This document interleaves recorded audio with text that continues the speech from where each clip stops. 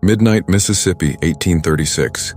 The mansion burned like a funeral pyre. Flames licked the sky, painting the cotton fields in orange. Chains left on posts glowed red as if alive. The night carried no crickets, no owls, only the roar of fire and the breaking of beams. From within the smoke came a sound too soft, too fragile. A lullaby, sung by a girl's voice. No one saw her face. No one dared to call her name. They would remember only the fire and the silence that followed. The sun bled slow over the Mississippi Delta, turning the swamps into sheets of copper. The air was heavy, thick with gnats, the smell of wet earth, and the sour stench of sweat. In the distance, the Calhoun plantation spread like a kingdom, rows of cotton-like armies standing at attention, the big house gleaming white against the grime of labor that fed it. Jonas Harper leaned on a broken fence post, his shirt clinging to his back. His eyes were narrow, tired, but they missed nothing. Jonas never spoke much. He didn't need to. People mistook silence for weakness, but silence was how he survived. He watched as the overseer barked orders at the field hands, whip coiled in his fist like a serpent ready to strike. The crack of leather split the morning air. A woman bent lower, her hands trembling as she stuffed cotton into the sack. Jonas muttered under his breath, not to anyone in particular. Chains only as strong as the man who holds it. No one answered. No one ever did. Far from the fields, Eleanor Briggs rocked on her porch across the river road. Lace gloves, a bonnet tilted just so, her lips always pressed thin as if words were secrets meant to be savored. She scribbled in a notebook, each scratch of her pen sharp and deliberate. Her husband was away in town, but Eleanor preferred the company of her own thoughts. She watched everything, the riders, the smoke, the strange looks between the enslaved, and she wrote it down. A neighbor passed on horseback, tipping his hat. "Morning, Mrs. Briggs." She smiled faintly. "A dark one, isn't it?" "Storm's coming. No storm in the forecast," the rider said. Eleanor's smile lingered, thin as paper. "Not the kind you measure with clouds." She dipped her pen again, her words crawling across the page. Whispers stir like summer thunder. Something restless beneath the cotton. Back at the auction yard, wagons unloaded chained men and women. Buyers studied them like livestock, pulling open mouths, pressing muscles, asking ages. The smell of iron cuffs mixed with tobacco smoke and river mud. A planter laughed as he examined a boy no older than 15. Strong shoulders. "He'll last?" The boy's eyes met Jonas's across the yard. No words, but Jonas nodded once. A gesture that said, "I see you." "Hold on." Over it all, the courthouse bell tolled noon. The sound carried through fields, through porches, through iron bars. A reminder of order, a reminder of time, but in the Delta, time bent. Days stretched long, nights held secrets. Beneath the cotton and the sermons there was a pulse, a restlessness waiting for a spark. And though Jonas said nothing and Eleanor only wrote her whispers, both would remember later. The silence before the fire always felt heavier than the fire itself. The river sang at night. Crickets chirped, frogs croaked, and the slow current carried the sound of chains dragged across the dock. But within the Calhoun cabin quarters, another sound lived, a lullaby. Clara hummed it quietly, her small fingers clutching a broken locket. Inside, a faded sketch of a woman's face smiled, though the lines were smudged with years of dirt and grief. Her mother's face. "Don't stop," Samuel whispered, lying beside her on the straw pallet. His back carried scars from whippings, each line like handwriting carved into skin. "Mama's song keeps the dark away." Clara's voice wavered. "What if I forget it one day?" Samuel shifted, pulling a small blade from beneath his mat. A crude knife hammered from a plow fragment. Its edge was rough, but it gleamed when the firelight caught it. "You won't," he said. "You got her voice, Clara. I got her fight. Between us, she lives." The door creaked open. Mistress Margaret Calhoun stood framed in lantern light, her pale hands trembling as she held a silver rosary. Her face was young, sharp-boned, powdered white, but her eyes flickered with something hollow. Laudanum bottles rattled in her apron pocket when she moved. "Quiet that singing," she ordered. Her voice was brittle, but it carried authority. "Master Thomas says voices at night disturb the dogs." Clara lowered her gaze, clutching the locket tighter. Samuel's jaw clenched. "Yes, mistress," he said flatly. Margaret lingered, studying Clara. "Your mother had that same mouth, always too proud." She fingered the rosary, whispering half a prayer, then turned and left. When the door shut, Samuel spat into the dirt. "She prays with silver beads while we bleed," Clara whispered. "Why does she tremble then, if she's so strong?" "Because chains cut both ways," Samuel muttered. "Ours you can see, hers you can't," the fire crackled. Clara tucked the locket into her dress. Samuel slipped the knife back beneath his mat. Outside, dogs barked and the overseer's boots thudded along the path. But in that tiny cabin, Clara's lullaby still lingered like smoke, refusing to die. The next morning, while carrying buckets from the well, Clara saw Margaret again on the porch. The mistress's rosary gleamed in the sun. Margaret swayed slightly, eyes distant, lips whispering names Clara did not know. Clara paused, her locket warm against her chest. Margaret looked down. For a brief moment their eyes locked, slave child and master's wife. One clutching a picture, the other clutching beads. Two women bound differently, but both bound. The moment ended when Thomas's voice bellowed from inside the mansion. Margaret turned quickly, disappearing into the shadows of her home. Clara carried the buckets back, whispering her mother's lullaby under her breath, each note a secret oath. The sun cut mercilessly across the cotton rows. Clara, now 15, bent low, sweat dripping into the dirt, her locket pressed against her chest with every breath, the chain digging into skin. A shadow fell over her. Thomas Calhoun, tall, broad, with hair slicked back and a gold pocket watch ticking at his vest. His boots sank into mud, but he walked as if the earth itself belonged to him. He squinted at Clara. "Your hands are small. Good for the delicate work. Keep them quick, girl." Clara didn't look up. "Yes, master." He studied her longer than needed, then snapped the watch shut. The metallic click echoed like a warning. Time is a man's possession. Waste it and you waste his patience. When he turned away, Samuel muttered under his breath, "May his watch stop ticking one day." That night in the quarters, the enslaved gathered in whispers. Old Moses sat near the fire, his scarred cheek catching the glow.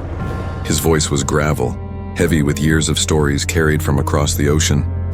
"Chains ain't iron," he said softly. "Chains is fear.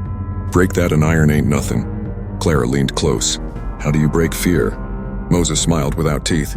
"Song, fire, blood, each one has its place." From the shadows came laughter. Ruth entered, her arms full of mended shirts. Her voice, rich and honey smooth, carried even when she spoke gently. "Or love," she teased. "Don't forget love." Samuel stood grinning, brushing dirt from his hands. He took one of the shirts from Ruth and held it up as if it were fine silk. "Her stitches hold better than iron nails," Ruth smirked, pushing his shoulder. "And your words are weaker than straw." Clara watched them with a faint smile. In Samuel's eyes, when he looked at Ruth, she saw a softness that slavery had not crushed. It frightened her. Softness could be broken. The following Sunday, the bell rang for service. Father Benedict's voice rolled across the wooden chapel. He was a man of contradictions, hands smooth from books but eyes sunken from guilt. "Obey your masters," he preached, Bible trembling in his grip. "Servants, obedience is the path to grace." Margaret sat in the front pew, rosary clutched, lips pale. Thomas sat beside her, pocket watch gleaming, eyes sharp on the rows of enslaved. Clara whispered to Samuel. "His words are chains too." Samuel's jaw clenched. Chains break. When service ended, Clara lingered near the doorway. Father Benedict passed, his collar tight, his breath shallow. For a moment he paused, meeting her gaze. His lips parted as if he wanted to say something more, something different from the sermon. But he lowered his eyes and walked on. Later that evening, Clara caught Margaret at the well. The mistress's hands trembled as she drew water, the rosary tangled in her fingers. "You look at me too long, girl," Margaret said sharply. Clara bowed her head. "I was only waiting, mistress." Margaret's eyes softened for half a second. "Your mother," she hummed when she worked. "Like you," Clara froze. "You remember her?" Margaret's lips pressed thin. She dropped the bucket, water spilling across the dust. "Forget her. Forget all of it." She turned and left, laudanum bottles clinking in her apron. That night, Ruth and Samuel sat close behind the cabins, whispering. Clara sat nearby, pretending to mend, though she listened. Ruth whispered, "He'll find us one day." Thomas watches. His eyes never close. Samuel held her hand tightly. "Let him watch. He can't chain everything." Clara looked up at the stars, her mother's lullaby pressing against her lips, unspoken. The night smelled of wood smoke and fear. Somewhere in the dark, old Moses' voice drifted like prophecy. Chains is fear. Break that and the fire comes next. The night smelled of magnolia and sweat. Samuel's arm wrapped protectively around Ruth as they slipped behind the stables. The cicadas hummed, covering their whispers. "You shouldn't come here," Ruth murmured, her hands tracing the scars across his back.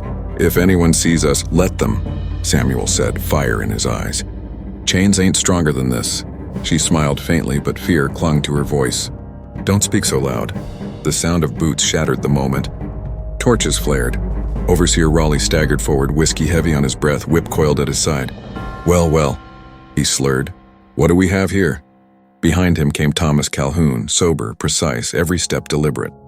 His gold pocket watch glinted in the firelight as he snapped it open, then shut. Click. Click. Samuel pulled Ruth behind him. "Leave her be." Thomas's voice was calm, too calm. "I gave you work, shelter, life itself, and this is how you spend your night?" Samuel's fist tightened. "You gave chains." Nothing more. The crowd gathered. Enslaved men and women were dragged from cabins, forced to watch. Clara among them, clutching her locket so hard it cut into her palm. Thomas's smile was thin as a blade. "Bring him forward." Raleigh struck Samuel with the whip. The crack split the night. Samuel staggered but did not fall. Ruth screamed, struggling against the hands that held her back. Clara cried out, "Stop, please." Margaret appeared on the mansion porch, her rosary dangling, eyes wide but unblinking. Laudanum dulled her face, but her hands shook with each lash. Thomas raised his hand. Silence fell. He stepped closer, pocket watch ticking in his palm. He looked down at Samuel, blood dripping onto the dirt. "Mercy is a weakness," he said, his voice cutting through the night. "Fear is the only chain that holds men." He let the words hang, like scripture twisted into cruelty. Then he nodded at Raleigh. The whip fell again and again. Samuel lifted his head, bloodied teeth gritted. "You'll regret this." "I swear it," Clara's voice broke. "Samuel." She tried to rush forward, but hands held her back. Margaret whispered from the porch, clutching her rosary. "God forgive us." But Thomas only turned the watch in his hand, listening to its steady tick as if time itself obeyed him. When it was over, Samuel lay chained to the post, chest heaving, back carved open. Ruth collapsed to her knees, sobbing. Clara knelt in the dirt, locket pressed to her lips, eyes burning not with tears but with something sharper. The crowd of enslaved men and women said nothing. Their silence was louder than screams. Each face carried the same truth. Fear was the chain, and Thomas had tightened it. But in Clara's heart, a different chain cracked. The night ended with Samuel's blood soaking into the dust. The whip was coiled again. The watch snapped shut, and the lullaby in Clara's throat turned into a vow. The nights after Samuel's whipping hung heavy with silence. Every creak of wood, every rustle of grass felt like an omen. Yet beneath the quiet, whispers moved like smoke. In the cabins, Clara pressed a rag soaked with lamp oil into a clay jar, her fingers trembling. Samuel, still raw with wounds, guided her hand. Slow. Careful. Fire don't forgive mistakes. Clara's eyes flickered. Neither do we. At the far end of the cabin sat Isaac, broad-shouldered, his hands rough from endless field work. He sharpened a hoe blade with steady strokes. His silence wasn't caution, it was calculation. "We don't need speeches," Isaac finally said. "We need timing." From the shadows, Belle leaned against the doorframe, arms crossed. Her eyes were quick, sharp as flint. She had lived inside the house, ears tuned to secrets others missed. "Timing's what we got," Belle said. "Mistress takes her laudanum by 9. Master counts the books by 10. Overseer Raleigh's drunk by then too." Samuel gave a grim smile. "Drunk men make sloppy guards," Clara whispered. "And fire makes loud revenge." The cabin went silent. Outside, dogs barked, their chains rattling. A sudden knock on the door jolted them. Belle moved quick, hiding the jar under cloth. Isaac slid the blade back beneath straw. The door creaked open. Captain Raleigh stumbled in, lantern swinging, whiskey dripping from his breath. His boots dragged mud, his whip dangled loose in his hand. "What's this?" he sneered. "Sitting in the dark? Plotting prayers?" Isaac bowed his head. "Just resting, Captain." Raleigh's eyes swept the room, pausing on Clara. He smirked. "Best keep your voices down. Dogs don't like whispers." He staggered out, laughing, whip cracking against the night air. Only when his steps faded did anyone breathe again. Belle hissed, "That drunk bastard's gonna trip over the truth if we don't move faster." Samuel clenched his jaw. "Then we move." Later, by the riverbank, Clara sang softly. The lullaby drifted over the water, carrying farther than words. Those who knew, knew. It was no longer just a song, it was a signal. Old Moses listened, eyes glistening. "That song's a chain breaker now," he murmured. Ruth clutched Samuel's arm. "Promise me this won't take you from me." Samuel kissed her forehead, voice low. "If it takes me, it'll take him too." The fireflies blinked above the reeds like sparks waiting to catch. And in the shadows of the mansion, Margaret Calhoun clutched her rosary, listening to faint music she could not place, her hands trembling as if she already smelled smoke. The air was heavy that night. Clouds smothered the moon, leaving the plantation in a half-darkness where even shadows seemed afraid. In the slave cabins, silence sat like a judge. Men and women breathed shallowly, waiting. Somewhere in the distance, a whippoorwill sang, its call trembling against the night. Inside one small cabin, Clara's hand shook as she tied rags around the neck of a clay jar. Samuel steadied her fingers. His back was still raw from scars, but his voice was calm. "You don't need to be brave," he whispered. "You just need to do it." Clara's eyes lifted. "And if we're caught?" Samuel's jaw tightened. "Then let the fire speak for us." Isaac slipped through the door carrying a bundle of dry husks. He set them down without a word. His silence had weight, like he had already walked through the blaze in his mind and come out on the other side. Belle joined last, her apron stuffed with pilfered oil lamps from the house. She laid them on the floor one by one, each glass clink echoing like a bell toll. "Everything's ready," she said. "Mistress is asleep. Master's pacing his study like he always does. Overseer's passed out drunk," Samuel nodded. "Then tonight the earth turns." The four of them crept toward the mansion carrying jars, lamps, and husks wrapped tight. The dogs whined but didn't bark. Samuel had fed them scraps earlier. The air smelled of pine resin and damp soil. Every step crunched louder than thunder in Clara's ears. They split at the veranda. Isaac slid to the barn, Belle to the back kitchen, Samuel and Clara to the front. Clara's hands shook as she tilted the first jar, oil soaking into wooden beams. Samuel struck flint against steel. Sparks hissed. For a heartbeat, nothing. Then flame leapt up alive, eager, clinging to the dry rags like it had been waiting centuries. The fire whispered before it roared. Inside, Belle tipped an oil lamp across the drapes of the dining hall. Fabric caught like paper, orange light crawling up carved mahogany. Isaac scattered husks through the barn hay. He muttered, "For every lash, one spark," and touched flame to the straw. The horses screamed, kicking against their stalls. Suddenly, windows glowed. Fire spread quick, too quick. The house was alive, exhaling smoke, its heartbeat crackling louder with every breath. Inside the mansion, Edmund Calhoun staggered from his study. "Margaret," he shouted. "Margaret, wake the servants! Fire!" His voice cracked as flames climbed the stairwell. Margaret stumbled into the hall, rosary clenched so tight her fingers bled. "This is God's punishment," she whispered. Edmund grabbed her arm. "This is no act of God, it's rebellion." He shoved her toward the door. Heat rolled down the walls like a wave. Glass shattered. The house screamed as its bones gave way. Back outside, Clara stood frozen. The flames reflected in her eyes, taller than trees, brighter than day.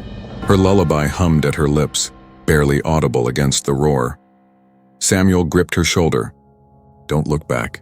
We move now." But before they could vanish into the woods, a voice split the night. "Stop right there." Captain Raleigh. His face was slick with drink and rage, whip dangling at his side. Behind him, two field hands loyal to the master carried rifles. Raleigh pointed. "It was you. I smelled your treachery nights ago." Samuel stepped forward, placing himself between Clara and the overseer. "You ain't sober enough to smell truth," Raleigh sneered. "Truth is, I've got bullets and you've got fire. Let's see which lasts longer." The rifles lifted, Clara's voice cracked. "Run!" the night exploded. Gunshots, screams, the shriek of horses, the roar of timber splitting apart. Isaac charged from the barn, swinging his hoe blade like a scythe. One rifle cracked, Isaac fell to his knees, blood soaking the dirt. But he didn't drop the blade, he swung again, catching Raleigh across the face. The overseer collapsed with a howl. Belle darted forward, seizing Clara's arm. "Go now." But Samuel stayed rooted. His eyes burned, locked on Edmund Calhoun stumbling from the mansion, coughing, hair singed, eyes wild. Samuel spat into the dirt. "Tonight you pay." He rushed, unarmed but unstoppable, tackling Calhoun into the flames of the veranda. The two men vanished into the inferno, their shouts swallowed by fire. Clara screamed his name. Smoke stung her throat, but Belle yanked her back, dragging her into the trees. The fire's glow painted the forest like dawn. Behind them, the mansion collapsed in a thunder of sparks. And then, silence. The plantation was no more. But the night was not finished. By morning, patrols rode through the ashes. Margaret Calhoun stood barefoot in the ruin, rosary still clutched, muttering prayers. Captain Raleigh, face scarred and half blind, spat blood into the dirt.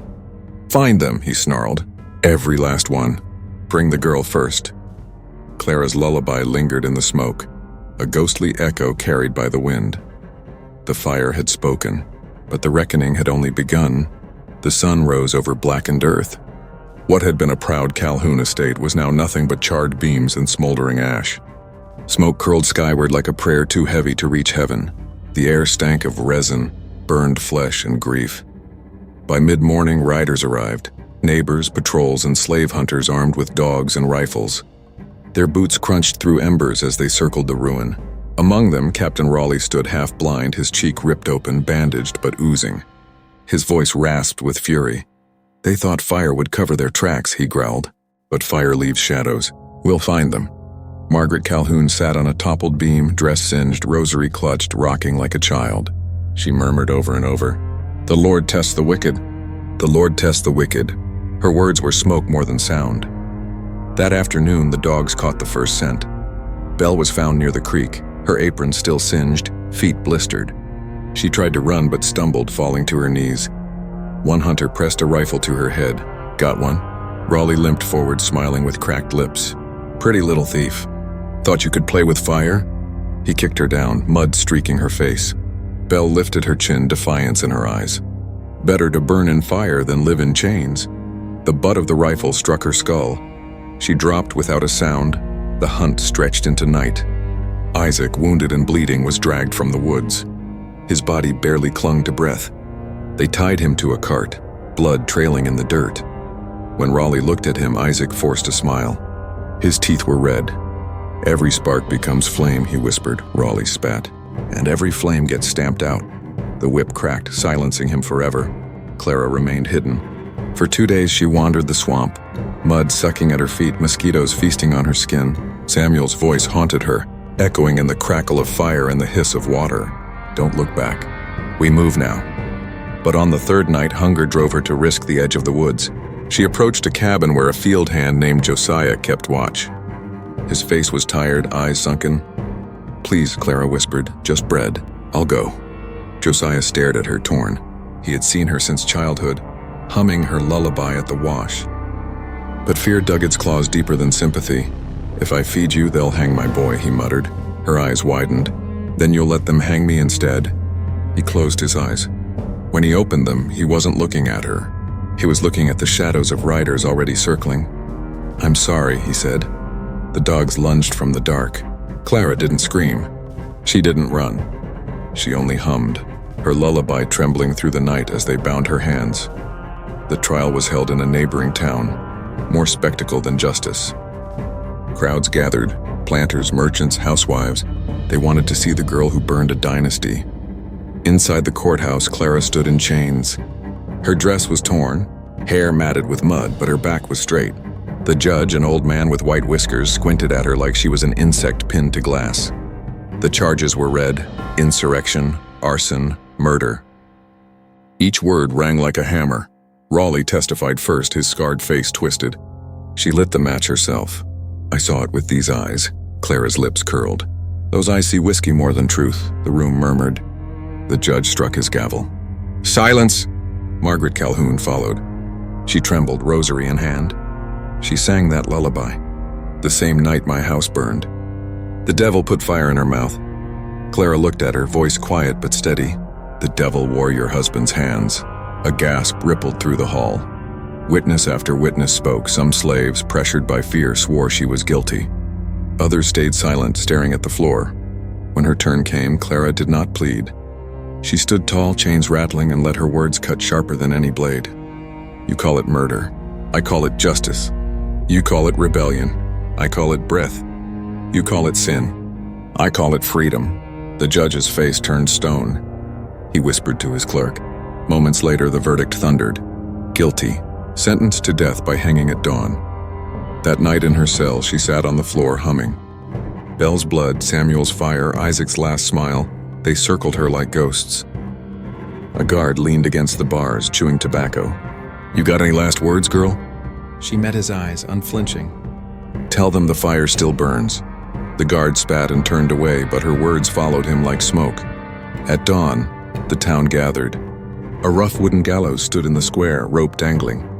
The sun rose slow, gold spilling across the crowd. They led Clara out. Chains clinked with each step. She wore no shoes, only the same torn dress, but she walked as if she carried a crown. Margaret was there, whispering prayers. Raleigh was there, licking his cracked lips. Josiah was there, his face gray with guilt. When Clara climbed the steps, she began to sing. Soft at first, then louder, the lullaby rolling like a tide. The crowd fell silent. Mothers clutched their children. Men shifted uneasily. The melody was simple, but it wrapped around their throats like the noose itself. The hangman pulled the hood. Clara kept singing. The rope tightened. She did not beg. She did not run. The platform dropped. The lullaby stopped. But the silence it left behind was louder than any hymn. By noon, whispers had already begun. Some said she smiled as the rope snapped. Others swore her song lingered in the square long after her body stilled. The fire had taken the Calhoun's mansion. But Clara's voice, her story, was about to set something larger ablaze.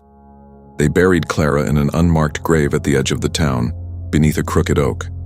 No stone, no name, only dirt pressed down with a shovel. The Calhouns forbade prayers. They wanted silence, but silence never holds.